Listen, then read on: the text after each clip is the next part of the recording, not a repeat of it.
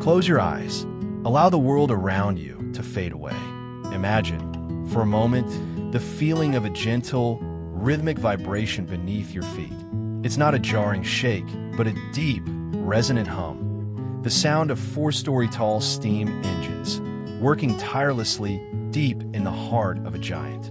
You can feel the slight sway of the floor, a gentle rock that tells you that you are not on solid ground, but afloat, suspended between a dark, endless ocean and a sky full of stars. This is the feeling of being at sea in 1912. For thousands of people, this vibration wasn't just a novelty. It was the rhythm of hope, the pulse of a new life beginning. They weren't in the grand staterooms or the gilded lounges. They were in the heart of the ship, on a journey that would change their world. And for them, a simple yet profound part of this new world began 3 times a day in a clean, bright room filled with the scent of baking bread and the promise of a hot meal. Before we sit down at the long wooden tables, let's understand who we are sitting with. The third-class passengers of the RMS Titanic were not a faceless crowd. They were individuals and families from across Great Britain, Ireland, Scandinavia, and all corners of Europe. They were farmers who had sold their land, artisans seeking new markets, and families pooling every last shilling for a chance at a different future in America or Canada. A ticket in third class cost roughly £7, which translates to over $900 today. It was a life-changing sum of money. For this price, they were buying more than just passage. They were buying a dream. Unlike the cramped, unsanitary conditions on older vessels, which had given steerage a notorious reputation in the world of ocean liner history, the White Star Line had made a conscious decision. They recognized that these passengers were the future of America, and their word-of-mouth recommendations to friends and family back home were the best advertising they could wish for. And so, the accommodations on the Titanic for third class were designed to be a significant step up. They were simple, yes, but they were clean, safe, and organized. Men and women were housed in separate quarters on opposite ends of the ship, while families could book small, private cabins with 2, 4, or 6 bunks. The rooms were plain, with steel walls painted a clean, bright white, and floors of pine or teak.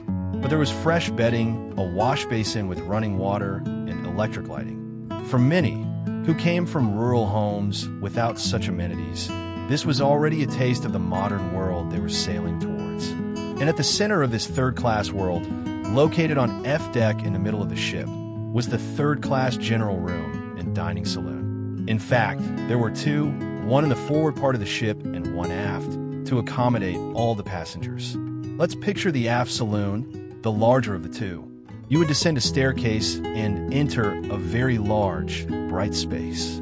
The first thing you might notice is the sheer cleanliness of it all. The steel walls and ceilings are painted in a brilliant white enamel, reflecting the light from the rows of portholes that line the sides of the ship.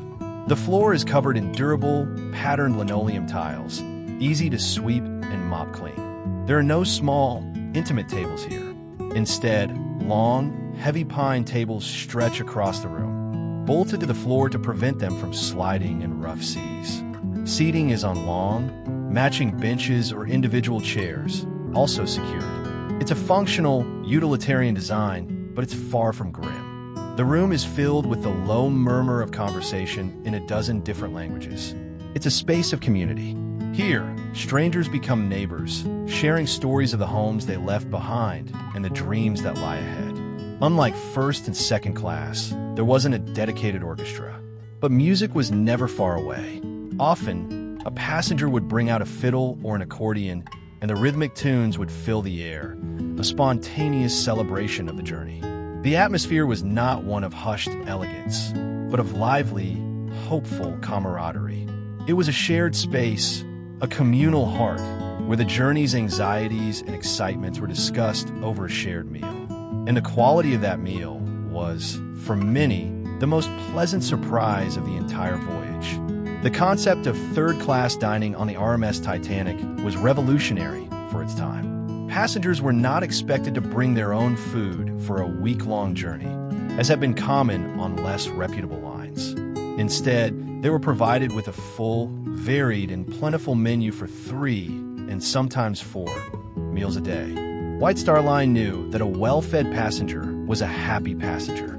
Let's walk through a typical day's menu, based on the one recovered from the morning of April 14th. Breakfast would be served around 8 a.m. The star of the morning meal was often oatmeal porridge, or as it was called then, gruel. But this wasn't the thin, watery substance we might imagine. It was a thick, hearty porridge, served with milk and perhaps a little sugar, designed to be warm and filling. Alongside it, you would find smoked herrings, a savory and popular breakfast fish. There would be jacket potatoes, potatoes boiled or baked in their skins, soft on the inside and perfect for soaking up a bit of butter. There was ham and eggs, fresh bread and butter, marmalade for spreading, and endless cups of hot tea and coffee. For someone used to a simple piece of bread and cheese to start their day, this was a feast. The main meal of the day, called dinner, was served at midday. This was the largest and most substantial meal. The menu for April 14th lists rice soup to start, a thin but flavorful broth to warm the stomach. The main course was fresh baked bread and roast beef with rich, brown gravy.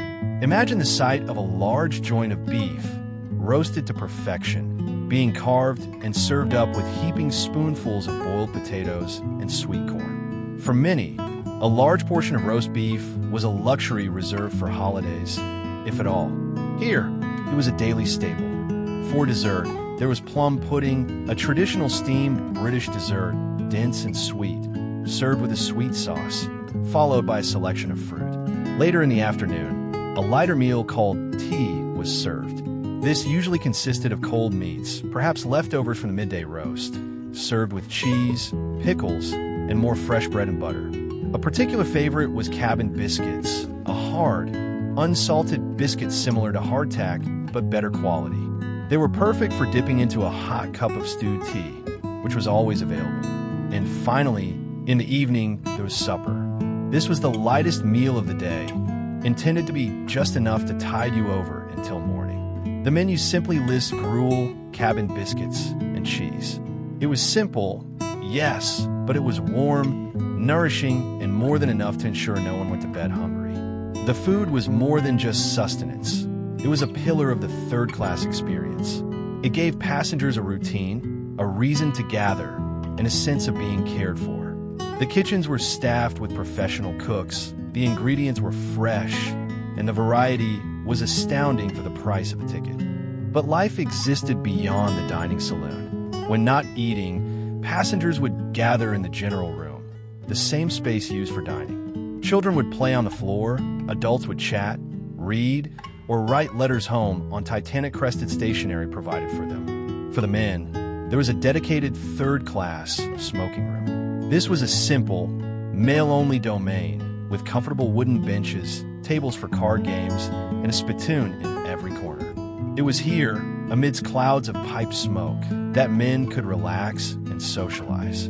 There was also access to the open deck space at the stern of the ship, known as the poop deck, and another area at the bow. Here, passengers could get fresh sea air, watch the endless wake of the ship stretching out behind them, and marvel at the sheer size of their vessel. It was a space for reflection, for deep breaths, and for looking westward towards the horizon. This entire ecosystem, the clean cabins, the communal spaces, the plentiful food, was a deliberate part of the ship's design. It was a reflection of a changing world, an era where travel was becoming accessible to more than just the wealthy. The ocean liner history of this period shows a clear shift towards catering to the massive market of immigrants. The Titanic and her sister ships were the peak of this philosophy, to provide a passage that was not just tolerable, but comfortable, dignified, and filled with a sense of hope. The simple act of sitting down to a hot meal of roast beef was, in its own way, the first taste of the American dream. And so, as our journey into the past comes to a close, we leave the passengers of third class.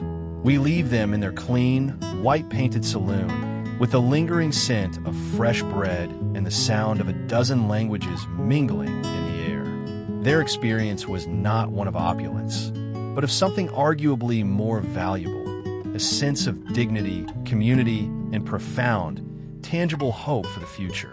It was a simple life for a few short days at sea, but it was a good life, full of the quiet promise of what was to come. A promise built on the simple comfort of a warm meal and a safe passage. If you found this gentle journey into history relaxing, and you'd like to explore more quiet corners of the past, please consider liking this video and subscribing to the channel. Your support allows us to continue creating these calm histories for you. Until next time, may your thoughts be peaceful and your rest be deep. Good night.